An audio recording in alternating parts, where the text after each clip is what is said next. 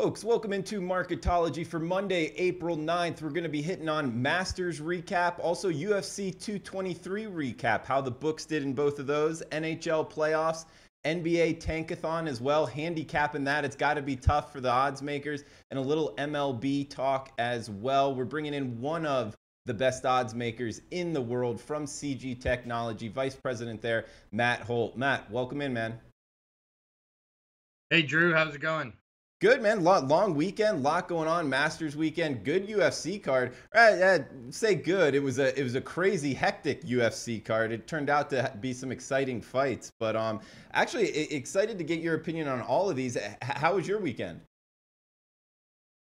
Not bad. I went to the Lara Hurd fight here Saturday night, Matty Jr. That ended up being a great main event. Hurd gets a 12th round knockdown for a 10-8 round in a fight that he wins by 1 point on split decision, so he needed that late knockdown, and that ended up being a good fight. The Masters ended up being good for the books. I think it was good for everybody because there was so much Tiger and Phil action here in this Masters, and I think everybody did good. Patrick Reed wasn't the best result for us. We took $1,000 bet at 40 to 1. Several other $500 bets, $500 bets in the 30 to 40 to 1 range. So, we did okay on the Masters. We made a little money. It was certainly not the best result with Patrick Reed winning. And then UFC, what a crazy card, man. Somehow they kept that thing together through all that drama. Again, not the best result for the books as we saw the co-main event, Joanna Jędrzejczyk and Rose Namajunas actually flip-flop favorites with all of the public money on Rose there, and she ends up getting home in a really exciting fight. And then, of course, we couldn't make the main event, the fifth main event, the Plan E main event price high enough. We opened 550, and they just pounded Khabib, and he wins that easy decision. Yeah, for sure. I mean, we'll get into all of that. I guess with the Masters, so you mentioned $1,000 bet, so you had to pay out $40,000 on Patrick Reed. Is that right? Yeah, that was our biggest bet on Patrick Reed. 1,000 at 40 to 1 paid out 40K. Damn. And any other big payout days with the Masters? No, that was the biggest bet we paid out. I mean, there were certainly some tickets that would have paid a lot more than that, but of the ones that actually hit, that was the biggest payout. $1,000 on Reed at 40 to 1. Okay. And guys, we appreciate you chiming in. If you're liking the content, please give us a thumbs up. We got Armin, Natalie in the chat box. What's up? Any questions you want to ask Matt or myself, feel free to chime in the live chat. We're going to be talking UFC, NHL, NBA, and MLB coming up just real quick. I guess to the UFC card. We mentioned it a little bit, Matt. I got a couple questions for you. One, how hard was this UFC card to kind of put out odds on? Was it the hardest one you've ever had to be an odds maker for?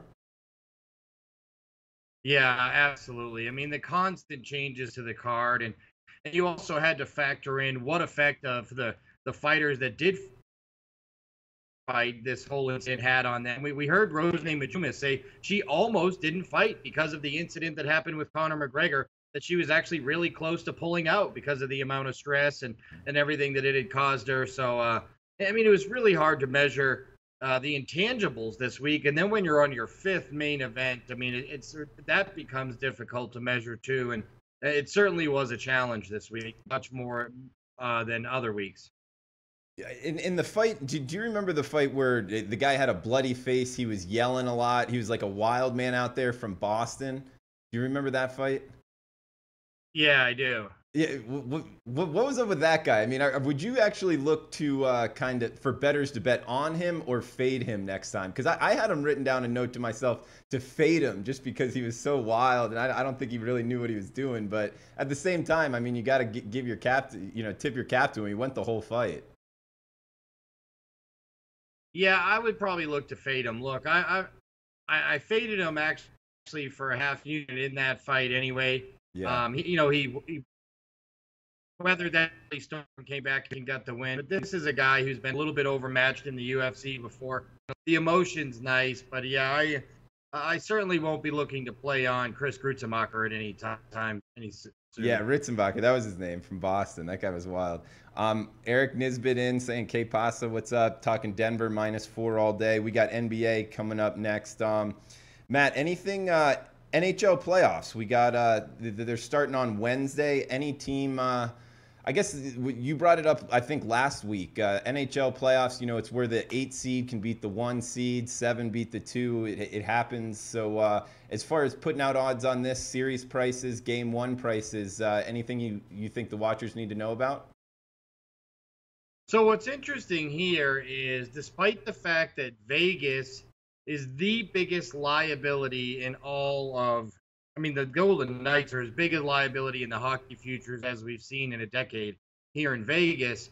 The series price in this is basically a pick'em. So I think what's gonna be interesting is I think what we're gonna start to see is a gap in the series price, but and the game prices as well between the Las Vegas market and the offshore markets when it comes to the Vegas Golden Knights, because there's so much liability to the Golden Knights, and we expect that there's probably going to be so much wagering on them in terms of the series price and the game by game price.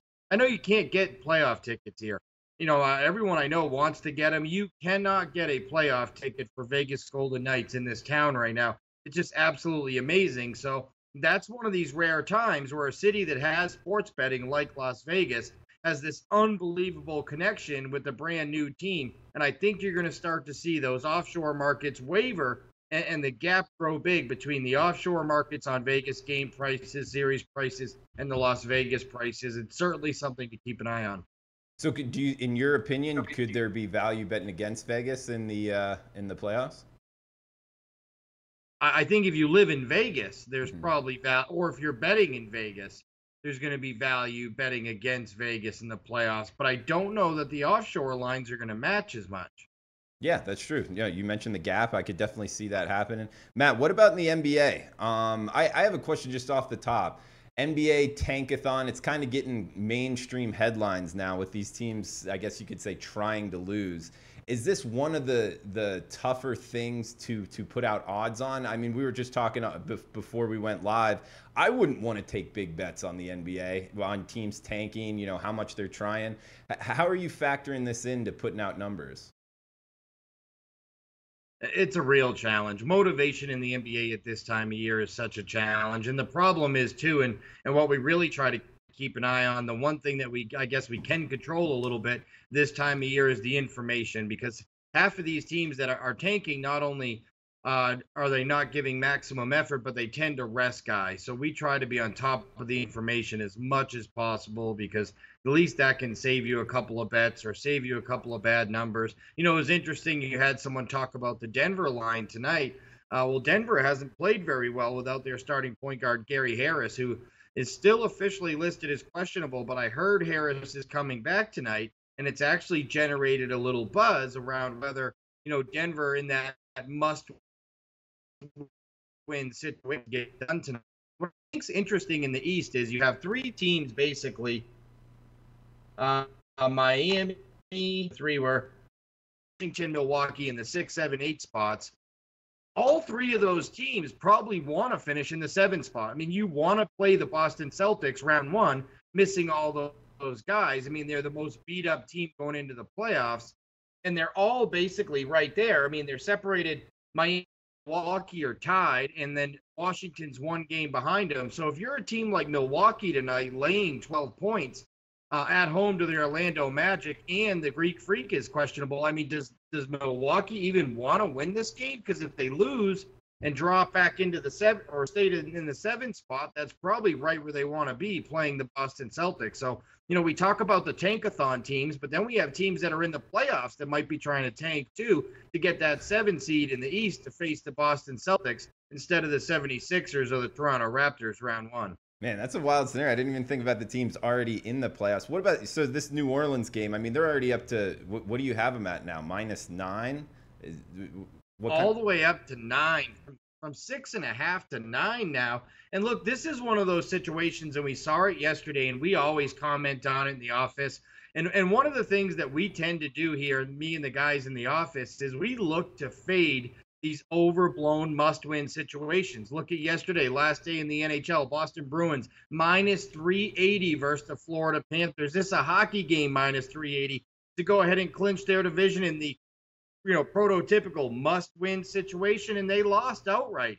I can't begin to explain how many times I've seen this team in the must-win spot come out and completely lay an egg. And what's also motivating in these spots sometimes is, hey, the other team knows it's a must-win, and it gives them a little motivation. The teams that are in the tankathons at this point, you've accomplished what you set out to do. One more win isn't going to suddenly put you out of the lottery in most of these cases. So I would watch out for teams like Orlando tonight playing Milwaukee, who probably wants to be in the 7 hole. And, I feel like it's probably a little bit of an overreaction with New Orleans. That number is up to 9. It's almost double digits on the road in LA tonight.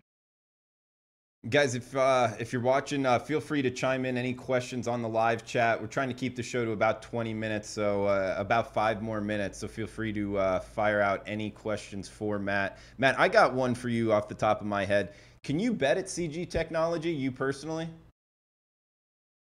No, but I can bet at any of the other shops in Vegas. Okay. And is that for like all CG Technology employees? Correct. All CGT employees, you can't bet at CGT, but you can bet at the other shops. And is that like a industry-wide thing? So like if you worked at Will Hill, you couldn't bet at Will Hill or anything like that? Yeah, that's pretty standard. Like the Will Hill guys bet with us. We can bet at William Hill. I can't. They shut me off. But I can bet at Stations or Westgate or. So it got shut down from Will Hill, huh? Anything you want to say? 2 bets in. What's that? I made a whopping. Yeah, 2 bets in. They shut me off. Jeez. Well, hey, what about the MLB card? Anything you think the watchers need to know about? We got Miami taking a bunch of money versus Syndergaard and the Mets. Is that just kind of Urena? Bet, kind of buy low on him. He's a young Dominican kid throwing, almost 100 miles an hour. Versus Syndergaard, I mean, it was a big price, but what do you think the money on the Marlins is for? I think it's that standard sharp, fade the Sunday night winner. Okay. The Sunday night winner going into extra innings with travel. So the Mets played extra innings last night, Sunday night baseball, then they travel and play today. And that's almost always an auto fade situation by the Sharps, both in the overnight and in the following morning. The only reason I think we're not seeing it on the Nationals as much as well is it's Scherzer at home. So Washington didn't actually have to travel. So it's not the Sunday night with travel spot for the Nationals. They actually stay home and their ace goes today. But it's that same old prototypical fading the Sunday night teams who travel the next day. And as far as putting out odds on that, why not just already work that in? So if you had the Mets at, let's just say, minus 190, only make them minus 175 because you knew the money would be coming in against them. Yeah, some of it's tricky, right? Because you don't know if the Mets are going to win or not yesterday. And you can't. So the overnights come out before Sunday night baseball starts, obviously. And you can't predict that the Sunday night baseball game is going to go to extra innings, so you're going to end up eating up the bullpen a little more. And you don't know that the Mets are going to win or lose. That people like betting. Actually, they like betting against the team that wins. So the Mets end up winning, and it goes to extra innings, and they use up their bullpen a little more. Some of that can't be, compiled into the overnight line, and thus, as soon as the game ends, you kind of see that first rush to bet against them. Got it. Thanks for explaining that. And we got Eric in the live chat. Any thoughts on OKC Miami line? I know we touched on it a little bit, but anything just in conclusion? I thought about betting OKC tonight for the same exact reason. Does Miami really want to win this game? Okay. A loss by Miami here in a Milwaukee win, and Miami's in the 7 seed playing Boston. That beat up Boston team in round 1. I think there's some real value here in being able to play Boston. And what's the significance to going out and win? You can't get above the 6th spot at this point if you're Miami, Milwaukee, or Washington. And yet there's a huge advantage, maybe the opportunity to get to the second round if you get to play Boston round 1. I would be very wary tonight about playing on a Miami team who would to lose tonight and be in the 7 hole than it would be to win tonight and stay in that 6 seed. Yeah, I definitely tread lightly on that one, Matty. Anything else you want to throw out there in conclusion, Matt, before we shut this down? It's interesting. We look at the playoffs every year and you get these ridiculous, like 1-50, 1-90 first round matchups in basketball. But when we look at the hockey playoffs today, biggest favorite in the first round, minus 400 on Nashville, minus 350 on Tampa. and a lot of really close series prices here. Vegas 130, Winnipeg 240, Washington only 130 over Columbus. Hockey doesn't always get its due in every city during the regular season, but it's super competitive in the playoffs and a lot of fun as a playoff sport. Yeah, playoff hockey is where it's at. A lot of the playoff sports, that's what it is, but hockey especially. Guys, hey, we appreciate you chiming in.